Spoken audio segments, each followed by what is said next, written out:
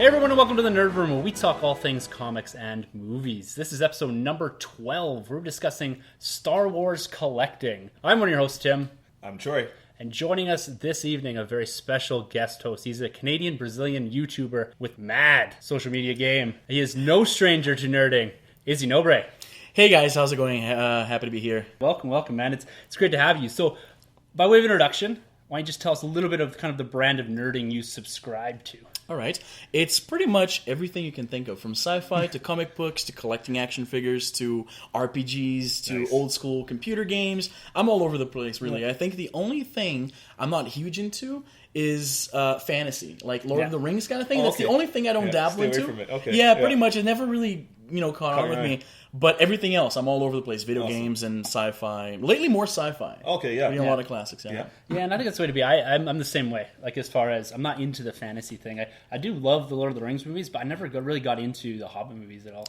I couldn't even get into the movies themselves. Oh, really? Yeah, I found that a little bit too long. If that's not your thing, they're definitely too long. Oh, yeah. Have you ever tried to read the books? I tried, and he goes into... So I read The Hobbit when I was younger. Loved it. Yeah. Try Lord of the Rings. Yeah. And from the first scene when he's describing like what they're bringing to Bilbo's birthday and like the family connections and everything, I was like, this is a little bit too dense for me. And that was the only time I actually tried reading it. What kind of comics do you read? So right now, I'm catching up with Superior Spider-Man. I read mostly Marvel. Yeah. Been reading a lot of DC lately with the Injustice line. Yes. It's been great, right? They're entering their fifth year, right? Right? Year 5 now? Year 5, I think. Yeah. I'm caught up to year 4, so no spoilers. Cool. Great, absolutely great series. That really got me hooked on DC, like the DC lore, even though it's kind of outside of the main... Yeah, it's outside. Yeah, exactly. Right? It's outside the main canon, but it's still... You have the essence of the characters there. Exactly. So... Great. I was surprised when I realized that the other day, I realized I was reading more DC because of Injustice than Marvel, and I've always been a Marvel guy. Cool. Yeah. So that caught me a little bit by surprise. It's interesting. Did you read Secret Wars? I haven't. I was going to ask about this here. You got a little shield behind the microphone here for Secret Wars. I have not. I read the original, of course. Didn't read Secret Wars 2. No, it's nowhere near the caliber of Secret Wars. Really? It's big time step down. Really, eh? Yeah. It's always like that, eh? Like when they bring these big events, whenever I read, even if I don't read the stories themselves, I'll track kind of like the impressions and the reviews and things like that. Yeah. And almost always people are like, oh, it's not quite as good. Live up to it. Right? Yeah. I haven't read it yet. I started. I have them on my iPad. Nice. And then I started reading, and there was, I think the scene from the first comic that I read was one of the incursions or inversions or whatever. Yes, incursions. Yeah. And it was so dense with like, you need to understand the backstory to follow this. Yeah. I read the comic before, and I still didn't understand it. So I'm like, I think I'm going to have to backtrack a lot. Let's go back to Superior Spider-Man for now and just kind of like get caught up with that. Hickman is a dense writer, and he's one of those guys that you need to go back. Like, he's been planning that thing for 3-4 years. So right? I heard, and I did because I couldn't wait, right? So I went to Wikipedia to read like kind of like the story, and I ended up reading everything, including a lot of like the main kind of twists. Yep. And I'm like, oh crap, like. Okay, let's stop right here. Okay, I know up to this point. Let's not ruin the whole thing because I still want to read it at some point. Exactly. But now I already know a lot of things that I wish I hadn't. I hadn't read about. How do you feel about the Superior Spider-Man run? It started out a little bit weird, but I'm liking it a lot. Nice. I just got the Superior Iron Man too because I'm not sure how they play into one another. Yeah, you'll need to read Access before that. Yeah, I have Access. Yeah. I haven't read it yet. So the Superior Iron Man spins directly out of that. So that's why Tony's all kind of because it's his brother in X from another universe or something.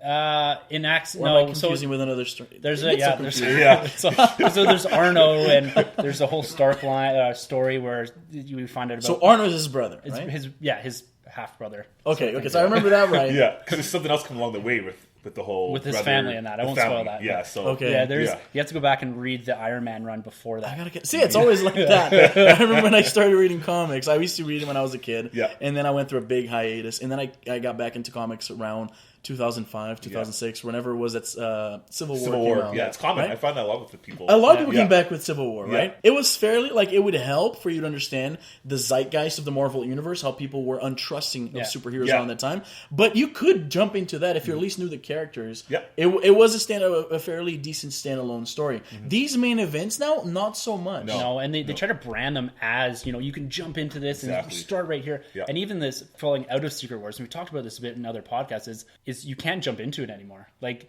that's one of the things that burdens Marvel a little bit is there's so much continuity and so much canon behind these things is that you can't jump straight into it. You almost have to be ingrained in the stories for about 2 years, I find, before you're understanding everything. So coming in and out, it's difficult. Because coming into even Amazing Spider-Man, Marvel now, all new, all different, you have to start where you are with Superior Spider-Man, or else you have no idea what's going on with Spider-Man and Peter Parker in his life. So you're at a good point right now. I just got a lot of reading. A lot of reading to catch up with. So this week, guys, we had the brand new Ghostbusters trailer drop. Yes. And this thing was just marred with controversy. We had people had some opinions. A little bit. The internet basically exploded. People didn't like this. No. And you had a great video on your YouTube channel. Right. Because here's the thing, right? When they announced the cast, people were a little... The people who grew up with these properties, they're very protective of them, right? They don't want to see these things ruin on the big screen. So when they announced, okay, so we're going to change the characters are going to be women now. And like I said in my video, I had no problem with that. I'm hoping there's going to be a good story for that. Absolutely. But a lot of people were very upset at that, right? Like, and again, the internet, that's kind of what they're wanting to do. Oh, yeah. And I was like, okay, let's watch the trailer at least, right? That'll give us a good idea. At least we'll be able to judge it on something a little bit more than just the fact that there's women. Playing those roles, right? Exactly. In the trailer, there's a lot of slapstick humor that doesn't really work. If you watch, I was just talking before we started recording that I just recently watched Ghostbusters 1 and 2 just to kind of like, I was even though I didn't like the trailer that much, it really reignited those memories of watching, especially the cartoon. I watched the cartoon a lot. Oh, that's what got me into it. Exactly. This is very much our era, right? Yeah. Oh yeah, absolutely. That's when we like a shared childhood. Like that's that moment right there. And I was watching the old movies and a lot of the humor, first of all, was a lot of improv. I'm not sure if you guys read about the making of Ghostbusters. Yeah. But they had like the script, and there was a lot of back and forth that was not scripted. For the original one? Oh, yeah, for the original one. Oh, okay, cool. I'm not sure how much of that happened on 2. Right. But for the first one, because these guys were from an improv background. Yeah, they're kind of at SNL and stuff It was supposed to be an SNL skit. Cool. Right? Dan Aykroyd wrote it. For years, he was writing the treatment for the script as an SNL skit, and then he decided that they had enough that they could actually make a full-length feature out of it. So the humor in this new one, there's a lot of like slapstick and a lot of the humor in the first one was the fact that they had that New York grit where everybody's kind of a little bit of an asshole. And they're, you know what I mean? Like, exactly. Like it was a little bit different, right? Like, of course, New York isn't quite like that anymore. Like in the 80s, it was a different vibe. Yeah, completely. But the humor just didn't resonate the same way as those old ones did, right? And it's funny because somebody on Reddit, I'm sure you saw this, they reshot the trailer. Yeah, they clipped it down to like 30 seconds or something. Pretty much. They cut all the slapstick humor. They threw in the original song. They threw the siren, the Ecto 1 siren, which really, that sound, it really brings me back. It's iconic almost, right? It is. It really is. I'll say this, though. I expected there to be a lot of backlash because of what they did. They remixed the song. And I liked it right off the bat. I thought the song was really good. And everybody, I was reading the impressions. Everybody's like, oh, where can I download this? When is the soundtrack drop? Because I really want to download this. But yeah, no, I wasn't a huge fan of the trailer. I'm still hoping it's going to be salvageable. And that's the same sentiment I have going into this. Is I watched it, huge fan of Ghostbusters when I was a kid. I had toys and all that kind of stuff. And watching this, I had high hopes for this. I watched the trailer and I was like, I don't think it's going to be a bad movie, but this was a bad trailer. Oh, absolutely. It was not cut well. No. And there's a bit of confusion because from the stuff I've read, it's a reboot. Yeah, but it's very confusing right now. But the start is like it refers to 4 scientists, which actually in the movie there's 3 scientists and a civilian. 30 years ago, they show images of the old Ghostbusters tower. Yeah. We have the old Ghostbusters the logo. Hook and Ladder firehouse, which is still is an actual working firehouse as of today. Yeah, they sell apparently memorabilia, like movie memorabilia, to kind of support the firehouse. Yeah. Hook and Ladder, it's called. And like the trailer really tries to, and like a lot of the scenes even in the trailer really try to bring you back into the original movies. Like a lot of, almost beat for beat. Oh, the library scene. Yeah, right at the start, and you got the gathering of the 3 scientists, and then they find the more, I'm going to say, stereotypical treat. And there's a lot of misconceptions there with her character, too, because apparently she's like a New York historian and that sort of thing. So they've kind of, the scenes they've taken for the trailer for her are kind of more or less out of context. They're more of like, again, these slapstick sort of scenes. And she has a very aggressive type of humor, right? The character or the actress that plays her. Yeah. And I can say coming in and out of this thing, I'm just like, I really wanted this to be good. Yeah. But for whatever reason, they've cut it to make it feel like the old one, and they didn't take any risks in it. Like, I feel like you've got the actresses are all great. Yeah. The director, he's produced some really funny movies. Which director is this one again? It's Paul Feige. Yeah. I never know how to pronounce this guy's name. I think it's Feige. Feige? Yeah. I don't know. That sounds about right. Yeah. But I just wish they had stepped out and showed, why this is going to be a little bit different. Exactly. If we're going the reboot route, separate yourself out. You've done that with the cast already. Exactly. Why does it have to be beat for beat the same? Yeah. And this might be just trying to say, because this might be a damned if you do, damned if you don't sort of thing. If you show a trailer that's widely different from the originals, people are going to freak out about that too. Oh, yeah. And if you show something that's very similar, people are upset about that too. Yeah. So I don't really know how you tackle this. It's really hard. And like you were saying, with people being so protective of this franchise, and we've been waiting for a sequel for 30 years. That's another thing too, though. Do you think we waited a little too long for this sequel? Well, I don't know, because the last one is in '89. That's a ways. Like, right? I don't know, because here's the thing, right? Like, as I mentioned in the video, there is the closest thing to Ghostbusters 3 is a 2009 video game, yeah, which was written by Dinek, right? They brought a lot of the people to do the voice acting. The main cast is doing the voice acting, with the exception of Rick Moranis because he retired, right? Yeah.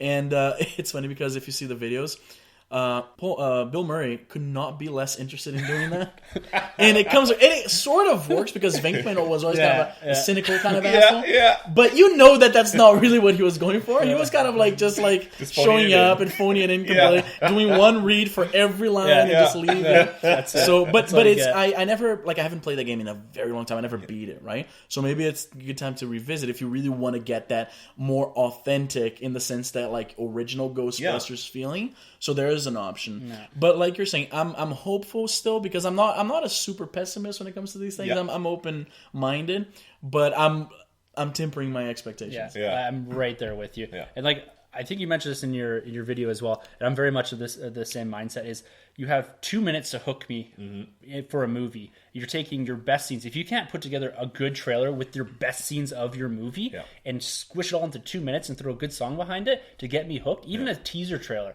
you should be able to do that. And this didn't do it for me. I had this up quite ways on my most anticipated movies. This tumbled down. Really up there. Well, I have a lot of big disappointment. I have a lot of nostalgia. I'm talking top 10 here. Yeah, but I have a lot of nostalgia tied to this thing. Yeah. Oh yeah, and a lot of hope that with the cast and that this would be something different, and they take some risks and they go a different direction. Yeah. But it looks like the way they've cut this, it doesn't look like they're taking this. No, they're playing it safe. Yeah. It's weird because the trailer, there's a lot of exposition that you really don't need. No. Yeah. For Ghostbusters, they're like, oh, we're 3 brilliant scientists. You're a great engineer. Yeah. You're great in quantum physics. Right. This chick knows New York. Yeah. I think that not only it feels like we all know who the Ghostbusters are. Exactly. We wouldn't be watching this trailer if we didn't know who these people are supposed to be. Yeah. Show us something a little bit better. Show the better jokes. I'm sure there's got to be better jokes Yeah. than the lady getting slapped. The ghost flies away. When I was watching that, I swear to God, I know she's going to slap her again. The ghost flew away, she's going to slap her again. I bet. And she's going to say something like, ow. And sure enough, she gets slapped again. She goes that's going to leave a mark.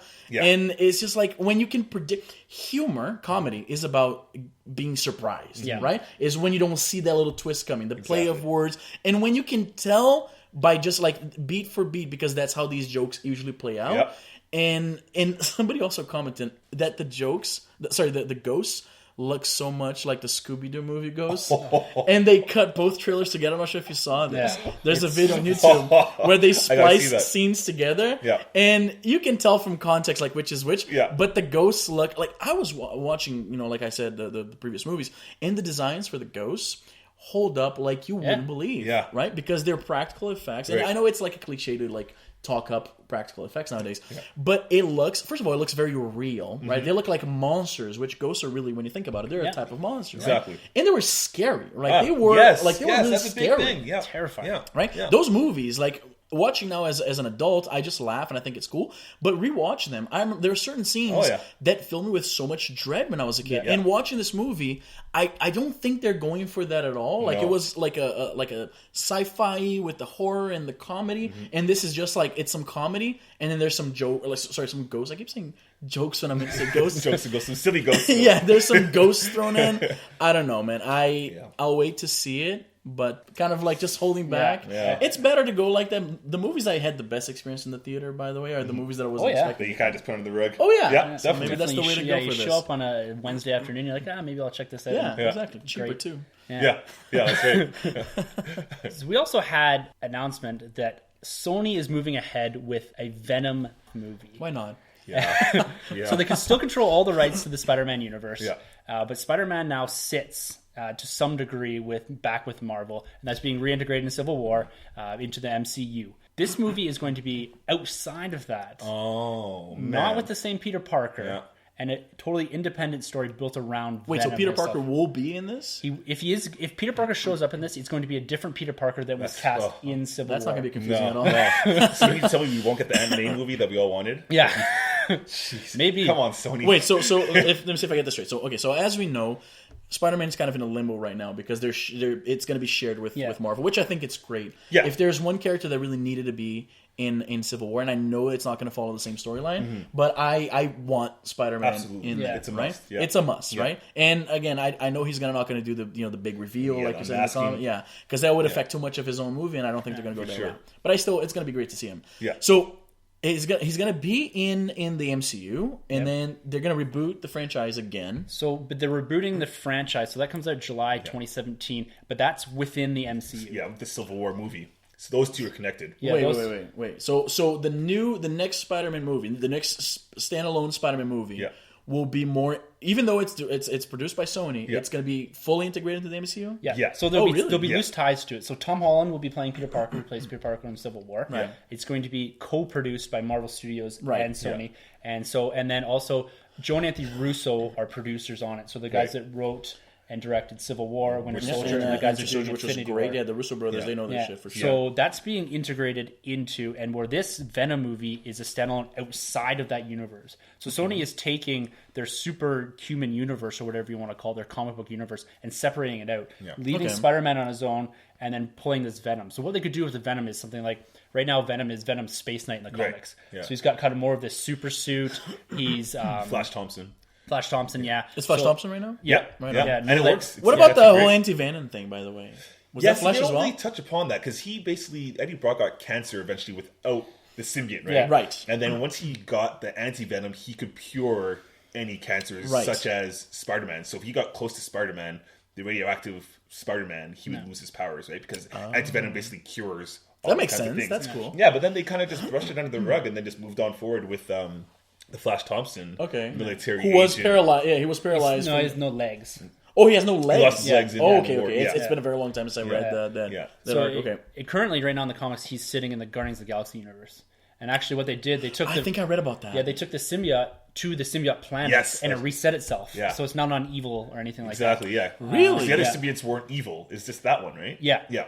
Oh, that's how it works. Yeah. Okay. And It's actually kind of cool. And so what I could see them doing with this new Venom movie is having essentially Flash Thompson. He gets injured in, say, an Iraq or an Afghanistan war.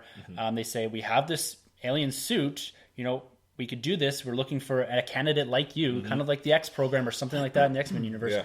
And he ends up suiting up and becoming basically this, I wouldn't even say anti-hero. I say they're going to push maybe him as a hero. This Venom Space Knight with the kind of big bulked up costume. But so again then, if you were to do this, it wouldn't take place with the same universe as the MCU. No. Sony. So you'd have a clean slate and no Spider-Man at all? Well, I don't know. Yeah. So if the stuff that I've read, and my understanding is that if Spider-Man's in it, Peter Parker's in it, it's a different Peter Parker from the So that's confusing MCU. because the thing is too, the guys that did the Lego movie, they're also doing an animated Spider-Man movie for Sony. So you get an animated Spider-Man that takes place out of the MCU. Yeah, you're gonna get, full feature length too. Right, and then you're going to get the MCU. Sorry, that happens outside of the MCU? Exactly. Yeah. Okay. So that's like Wow. 3 different Spider-Man. If you're a Spider-Man fan, Yeah, you're going to be that's- really happy, really disappointed in the coming series. They could throw in a Miles Morales into that because they do have the rights to him. They could. I Yeah. wonder if he has enough of public recognition, like of audience recognition, for them to like. Because it'd be cool Right. to see a It different would. Spider-Man. It would. I wonder if they would want to take that risk on a character.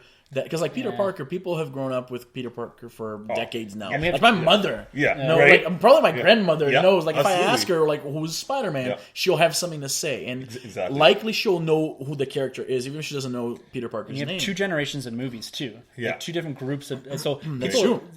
Peter Parker is synonymous with Spider-Man. Definitely. No matter it's from the comics, and no matter if you've never read the comics, it's the movies, the Sam Raimi movies, and then the Andrew Garfield movies, right? Exactly. And so now we're going the cartoons, into, don't forget the cartoons. Well, yeah, exactly. Oh yeah, the and they 90s, date back. 60s, Oh, yeah. right? Yeah. Oh, they're huge. I think if you're going to do Miles, though, I would like to keep him in the MCU universe and introduce him and spin him off the Peter Parker, the Tom Holland that we're going to get. Yeah, because then Eventually you can have it both. I mean, but that's the thing, because right now, Miles exists in the 616. Exactly. Right? Yeah. Well, it's not even 616 anymore. Yeah, it's like Earth Prime. I'm so out of the loop of everything. Yeah, Earth Prime. But they exist together. Yeah. Yes. It's all one universe. Well, he's kind of taking the spot of like the young Spider-Man, while Peter's doing like the whole Tony Stark thing, basically, right? In like Japan or China. So in comics, that works, because we go into comics, we know we're going to get confused because there's a lot going on. Yeah. I wonder if in movies they would be able to pull that off. Like we have Peter Parker, this guy, and then there's this other guy who's also a Spider-Man. Exactly. I wonder if that would work. See, I think they'd have to go the Ultimate Universe route. So you'd have to have Spider-Man, the Tom Holland, age him a couple movies, 3-4 movies, kill him off, and then bring in Miles. I don't think you can have them coexist at the same time. No. It'd be very difficult to do. It would, yeah. A lot of confusion. But it's a way to bring in a Spider-Man to a Venom movie without it being Peter Parker. Right. Yeah. But see, I think it's a missed opportunity, because with the Guardians of the Galaxy being so successful, you have the Venom suit, and I think you can mix those back and forth, and I think it'd be great. As the cosmic line, right? Like that's how it would fit. But this is also, it might be a Marvel Studios thing, where Marvel Studios says, we're taking Spider-Man for now, and Sony's just spinning out and saying, no, we all have all these other characters that we have the rights to and work with. True. And I don't know how the rights work, if it's just they need to produce a Spider-Man movie, or they need to produce a movie with, say, a Venom in it to keep the rights to Venom. I don't know if these get sucked back. It gets so confusing with these things, because you know how it works between Marvel and Fox when it comes to mutants, right? Yeah. They can have the same characters, same names. They could even use the same, like a similar outfit.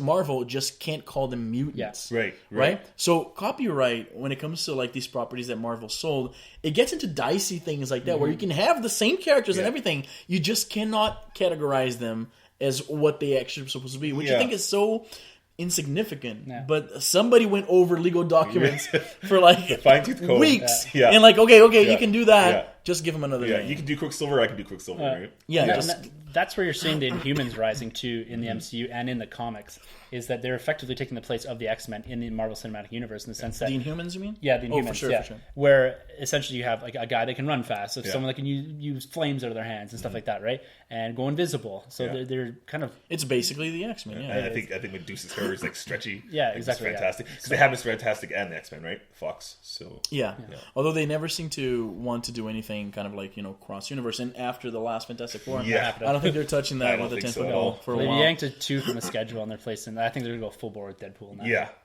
It only makes sense, right? It made over $600 million, I think. Yeah, or high fives. It's huge. It's crushing. It's insane. Like 10 times because it was a fairly cheap movie to make. 58 Yeah, 50. I think it just got knocked off the list this past week. Yeah, I read about that. I forget which movie came out that kind of. Zootopia. Zootopia took number 1 with 72, 75. And Deadpool still made, I think, $20 million. Yeah. Which is, again, great. Crazy. Yeah. After 3 weeks, 4 weeks almost? Yeah. A little over 3 weeks, I think. Yeah. Because like Zoolander didn't even stand a chance against that thing. Oh, yeah. Right? Yeah. Poor timing there. Well, in Sony here, it seems like they're striving to produce franchises. Oh, yeah. Because we also got some interesting news that they're looking at crossing over the Men in Black franchise with the 23 Jump Street, or the Channing Tatum Jump Street. With Venom as well. Yeah. Sure, why not? Right? You got space in there. You got space connection. It works. So it looks like what they're doing is going to basically jump-starting the Men in Black by integrating it with 23 Jump Street, which is the Jonah Hill Channing Tatum series. Oh, so it's going to be 23, not 21? Or we don't? It makes sense for it to go 23. I don't know what they're going to do. Yeah, they haven't announced a name. No. But it's it looks like it's going to start Jump production. in Black. I don't know. We're going to find out in the next couple of months, I'm certain. You know what? I'll tell you this. When I was never a big fan of the original 21 Jump Street, the series. It's a little bit too old. Right? Johnny Depp. It's a bit early, but I thought the movie was great. The fact that it constantly made fun of the Hollywood's recycling of old ideas. Yes. And then when the sequel came out, they made fun of that even more. Right? The movie was really funny. It was really out of left field. I remember the scene where they're tripping balls. Oh, yeah. It was so like, wow, this is pretty wild. Yeah. So at the end of the second movie, where you have like they're joking, we're just gonna keep doing this forever or whatever, and they're going through like all the things. End crawl, the end crawl, and I'm like, you know what? I would be on board for half of these because this is like just silly fun. And Men in Black, like the first one is just a classic. The second one, not so much. Third one is again meh. So if you're gonna mix something that's just silly comedy that is very self-referential, very self-deprecating about this whole idea. For sure, there's going to be a lot of jokes about the fact that they're mixing these two franchises together. Yeah. And I like both those guys. I like Channing Tatum. I like Jonah Hill. Yeah. So I'm on board. I'm completely more. When the news broke, people were like, "Oh, this is kind of that's too much. They're being a little bit silly." I'm like, you know what? It works for me. I'm into it. I think it's gonna be great. And I have no idea what the story is, but there's talks of maybe them bringing Jonah Hill and Channing Tatum's character into the Men in Black, like and making them like Men in Black recruits. That'd be awesome. They're such great cops that they're going to kind of get fast tracked into the Men in Black training program. Yeah. I think it's going to be funny. The interesting thing about this is that we first found out about this when the Sony leak, like the hack happened, right? Yes, yeah, and back at in September, I think. Yeah. When the whole thing happened, it was. And people are like, this is a little ridiculous, right? And right off the bat, I'm like, that is so crazy that I think it's going to work. I actually do want to see this. It's one of those cases. I feel like some of these movies and some of the stuff that came out of the Sony hack was like, I feel like it was guys sitting at a bar being like, what if we did this? Yeah. And it's kind of like, no, that won't work. What if we combine Men in Black and 23 Jump Street? Yeah. So I think Jonah Hill was behind this whole thing. I think he kind of spun this whole thing off. He wrote 21 Jump Street. Oh, wow. Produced it, and sort of Channing Holy, Tatum. okay. And so this is, this whole thing is part and parcel him pushing all of this. There's no talks of Tommy Lee or Will Smith, though. I don't think I think they're both out. I very much doubt it. I mean, Will Smith wouldn't even come back for Independence Day. No, right? Which seems crazy to me. Yeah. I guess it's probably just too expensive right now. Yeah, I don't know. It's a bummer. It'd be nice to see all those guys back together for that one. But I very much doubt there's going to be. I think they're going to make it very tangential to the mainline Men in Black series, which again is fine by me. I just want to see those guys in that universe because I think it's going to be so out of this world, literally, just so ridiculous. I want to see this. And even if it bombs, it's fine because we still have the 23 or 24 Jump Street franchise to go back to, right? I mean, I think it's going to do the same money. I think as long as they keep the same formula, like you're saying, let's keep the self-referential. Let's look at this from an angle that is just unique to the franchise itself, and just go with it. Let the same guys, let Jonah Hill and them write in the comedy, and I think you'll bring in people into this, no problem. Both of those movies, they made me laugh, so I'm hoping that the third time is going to work as well. Sure. What do you guys think of J.K. Simmons being cast as Commissioner Gordon? He's going to be yelling for pictures of Batman now? How's this going to work? Well, the first thing I thought of was I can't picture him as anyone else except for He works so well. Jonah Jameson. He was perfect in that role. Absolutely perfect. He was good in it. I loved him in it. Seeing Whiplash, though, his acting chops were just intense. So I think that kind of makes me buy the role more so. Because he has to tone it down a lot, and this is probably more of an intense role, right? Yeah, and he's probably more seasoned because we're getting an older Batman, so we might even have a retired Commissioner Gordon. Although I heard that the next Batman movie is going to take place before. That's what I was hearing too. Oh, really? Yeah, that's what I read recently. I think Batman. today. Yeah, the next Batman movie is going to take place before Dawn of Justice. I think that's the subtitle. Dawn of Justice. Yeah, Dawn of Justice. Batman vs. Interesting. So they're already going to the prequel territory. Yeah, just titled The Batman. I didn't even know. It's going to be The Batman. I think Ben Affleck might be. There's rumors he might be directing that. That makes sense. Which would be cool because his directing is pretty great. Is there rumors on when it's going to drop in the slate? Is this probably the next couple of years? I think it depends on how successful these movies are. I think if it kind of drops, then I think they're going to rush out the Batman because Batman's like their bread and butter. Oh yeah, right. So even when it sucked, they still made some money back. Right. So it's funny because Warner. They've been sitting on the rights to the whole DC universe for so long, and they've been struggling to find their stride. Mm-hmm. Whereas Marvel got rid of a lot of their big name characters to kind of keep the lights on back in the 90s, right? And now they're kicking themselves over the head because they have all these issues. They're like, we can't have the X-Men, we can't have Fantastic Four, Spider-Man, this whole thing just for him to show up in this movie. Mm-hmm. And you can only wonder what they would be able to do if they have all those characters. Because they're really getting a lot done with characters that didn't have a whole lot of name recognition, right? Like Guardians of the Galaxy. Right. Like, it did really well, and people did, by and large, I had never read, because I'm not a huge fan of the cosmic line of Marvel, like the Nova Corps and all that stuff, and I don't read it too much. So if they could bring the mainstream audience to watch even these more B-class heroes, you can only imagine. It highlights how Warner has been squandering everything they have. Mm-hmm. Yeah, right? Definitely. The thing that I like actually about Marvel not having the rights to all of their characters is if Marvel had Spider-Man, Fantastic Four, X-Men, we don't get Guardians. We don't get Ant-Man. Yeah. We probably don't get Captain America even. When you think about it, we might have not even gotten Iron Man because No, Iron Man was not that big a character back then. No, he really wasn't. Comic heads knew who he was, but the outside world really didn't. Yeah, there was like a cartoon in the 60s that was not as celebrated as the Spider-Man cartoon, right? And I remember when they announced that, because I was a huge Iron Man fan, right? And I'm like, oh, they're going with Iron Man. That's like, not only did they go with Iron Man, but they hinged their whole cinematic universe on that movie. Yes. So whether that movie did well or failed, they're hinging everything they got on that one character. That's nowhere near like a Batman or a Superman or a Spider-Man, right? So... yeah, it forced them to be creative and work with what they had. Exactly, and unfortunately, they had enough to build Avengers, right? Yeah, they they got the rights to Hulk back, and they were able to produce something with Cap, Thor, and Iron Man, and there's a Black Widow and Hawkeye and that. You got the main guys, exactly, but you don't have that universe if you have Spider-Man, because at a point you're only able to produce 2-3 movies a year, especially with a new studio, right? Yeah.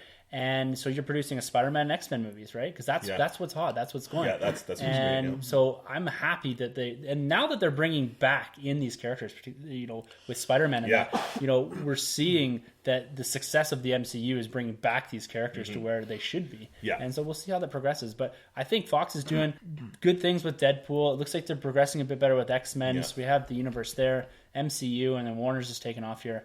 I think it's all good stuff for us. You see the new poster that dropped today for Apocalypse? Yes. Yeah. People were talking smack a little bit because it looked a little bit Batman and Robin-y. Yeah. People were saying. I can see that. I can see that. The uniforms are very colorful, I guess. Yeah. I kind of liked it. I'm one of those nerds that while I love these properties, I'm always kind of like, come on, let's give it a chance at least, right? So I'm like, I can see why people are saying this, right? Like the position, the fact that they're very colorful and like there's a rubbery, texture to this costume that you can see.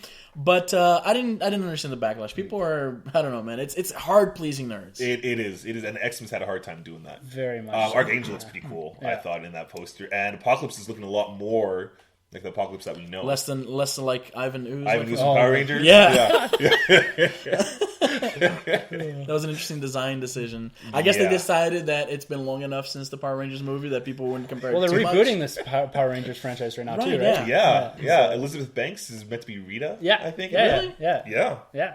I read next to nothing about because they didn't put out anything. You really only catch the news when they put something very like substantial that the whole internet's talking about. Yeah. So when they post pictures of them like saying wearing the suits or like that's going to explode and people are going to be talking about it. But right now, all I knew really is I saw a picture of the cast and I didn't even know about Elizabeth Banks. Yeah. So that's I was a huge Power Rangers fan when I was a kid, right? That was right in my wheelhouse. Yeah. too. So the original series, the very original the movie, one. Yeah. Oh, the movie. The costumes were like cool. They were because obviously they're working with better budget, right? Yeah. So when I remember seeing I had cable back home back then, and we had the Fox channel, and they were promoting that movie like you wouldn't believe, right? So they're constantly running making ofs and showing the costumes and everything, and I remember seeing wow, this is some next level shit, and watching it today, it aged so bad. So bad, yeah. The special effects, Jesus Christ. Was the movie when we had the first appearance of the White Ranger? No. He showed up in the series. He had turned into the White Ranger from the Green Ranger. This was the first introduction to the ninja, the mystic ninja stuff, right? Yeah. Did you ever see the fanfic or fan film where they did the really gritty reboot of Power? It's awesome. The guy from Dawson's Creek plays the Red Ranger? The second Red Ranger. Yeah, the second Red Ranger. It's awesome. A gritty Power Ranger. Yeah, it's check it out. Like Bulk and Skull are meth dealers. Yeah, really? The Black Ranger has this huge kung fu hip hop Tai Chi thing going on. I gotta check it out. Is it anything like when they did that? I forget the name of the actor. They did kind of like a web series, like a Mortal Kombat, realistic gritty series. Okay, sort of like that. Kind of a little more extreme. Yeah, this is really dark. Yeah, kind of Starship Trooper like too. Oh, so bit. Cynical and just grim. Okay, yeah, check it out. It's actually really cool. I really got. This is like a one. Yeah, it's just it's 10 or 15 minutes long. Yeah. Okay. And the fight scenes in it are awesome, and someone's taking some real time with the camera work. The editing's all great, the music is great, and it's worth a watch for sure. Yeah, gotta check it out. Yeah. So. We also saw some pictures of Stallone wandering around the set of Guardians of the Galaxy Volume 2 with script in hand. Mm-hmm. With script in hand. Yeah. I was just going to say, because it's very common for these big shots to just happen to be around and they get brought in. That's how a lot of the people did cameos on The Force Awakens. Yeah. Right? Daniel Craig, he just happened to be around apparently. Exactly. He asked to come see the set and he was offered on the spot like an opportunity to be there. That's what I read. But the fact that he had the script in hand makes it a little bit more. Yeah. Wow. So I don't really know, because Marvel Cosmic is my area. Like I absolutely love Marvel Comics. Big fan of Guardians, so like that. I've been reading for years. That's your guy. Yeah, Thanos is my favorite villain. But so I don't know where he fits into the Cosmic. Just the way he is and how he acts in that, he doesn't really fit. The only thing I'm thinking is maybe the voice of Eagle the Living Planet. Oh, okay. So that's the only thing I can really think of. Oh, but okay. why he'd be on set to be doing voiceovers for Eagle the Living Planet? Right. And I don't know if you're familiar that much with Eagle the Living Planet. He's kind of like DC's Mogo. I was gonna say, right? the Green Lantern planet. Yeah. So it'll be interesting. I can't really see him being anything else. But it may be just like you said, a simple cameo. They may be just like one day you're going to see him covered in blue makeup. Yeah. And it's just going to be Stallone for a 5-minute cameo. He's just some alien, whatever kind of walking in the background. Yeah, exactly. Or he has an iconic voice too, so you could be right. He could be doing that planet. Yeah, it's just that droll. I don't know. I was gonna say, I wonder if that's gonna be too distracting. Yeah, right. Because it's so very Rocky that it's gonna be a little jarring. Like it's gonna take you out of the movie. Maybe. Hey, go Star-Lord. I don't know. Like that's it to me. Like his voice takes me out of it. Yeah. So you can have him run around in makeup and dub his voice or something, but that takes me too far out of the movie. I think. Like I said, you can't discount the possibility that he's just kind of, because the script in hand is a little bit more like it seems like he has a little bit more involvement than just kind of like cruising around. I don't think they would just hand a script to somebody who's around. And that's the thing; these scripts are so protected these days, because of the secrets and trying to keep things under wraps as far as cameos and who's going to be in the movie, so they just don't hand scripts out to anyone, even if you are Sylvester Stallone, right? Yeah. And they already clarified that Nova won't be like the main Nova we all know. No, Richard Rider's not going to be right. No. So it's not like he's. But there's going to be a Nova in the movie. Well, there's Nova. There's Nova Core. Oh yeah, it's like in the first one. Yeah. But they're still going to touch on that on the second one. Okay. So the Glenn Close has been cast in Nova Prime. Okay. So the Nova are going to have some sort of role in it, whether it's just they show up at the Nova Corps for some sort of like advice or something. I don't know. And I was gonna say, talk about distracting. John C. Reilly as one of the Novas. It was, I don't know. I worked with it, but I was like, that's an odd choice for casting. I don't know. You can't take him seriously because he got promoted essentially to like the top rank Nova officer at the end, and I'm like, I'm waiting for you to start rolling around the dirt punching Will Ferrell or something. Yeah, like making like some silly jokes. I know. Although the about silly jokes, very like Will Ferrell, I guess if you will. The whole thing about like when Star-Lord sends the message about he's an asshole but not 100% a dick. Oh yeah. And he's like, do you believe that? Well, I don't think anybody's 100% a dick. That worked really well. I got my dick message. Yes, that was great. That was absolutely great. I love that guy, man. I like his comedic timing. Yeah. That's brilliant. Seriously. Yeah, it's a great line. That's a great line. But Daredevil dropping in a couple weeks. Yes. Looks like we're at 13 hours. Oh, Not this weekend, but the weekend after, I think, of binge watching. Oh yeah.